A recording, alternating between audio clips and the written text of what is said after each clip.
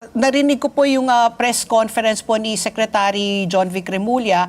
Sabi nga niya, itong mag-asawa, si Pia, ano bang pangalan ng asawa niya? Psychopathic daw tong pares na ito. Na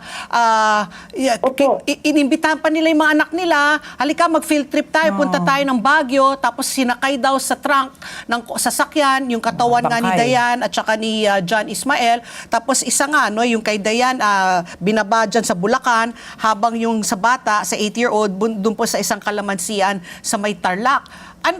Nag-undergo ba to ng psychiatric test itong mag-asawa para, di ba? Kasi kakaiba talaga. Kakaiba eh. Sinama pa yung mga anak mong maliliit. Tapos, mag-field trip tayo sa trip tayo Baguio habang unti-unti mong binabagsak yung mga bangkay? Yes po, tama po yun, ma'am. Yun po yung mga naging na lumalabas doon sa mga statements nitong mga kasama nila dahil sila po ay magkakasamang sumakay nung the following day, mga bandang alas 12 nung tanghali, nung January 17 ay sinama po niya yung mga anak niya, yung tatlong anak niya, silang mag-asawa at yung isang accomplice na yon sa isang sasakyan.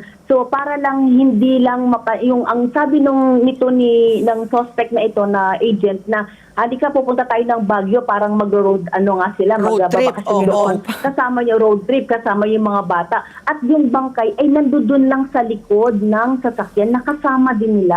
Wow. So tinakpan lang ng ibang mga staff toys para hindi nga daw Hindi ba nangangamoy yun? Ginamit pa yung mga bata? Yun din po ang mga katanungan din ng karamihan. Pero siyempre pag ganyan, mga ilang oras na yun, nakabalot po yun ng plastic. Yung parang cling wrap yung mga katawan ng mga biktima. So, nung nasa biyahe, yung una, hindi na, binaba dun sa Tarlac yung bata. Sunod, pagbalik nila, ay dito naman sa Bulacan yung si Dayan. At doon, after noon, doon nag-check-in na sila dun sa isang, hotel. So, yun nga din yung matindi doon kung anuhin lang natin na yung mga anak mo kasama mo doon sa pagsasagawa ng ganyan. Kaya yun po yung nasabi ng ating SILG.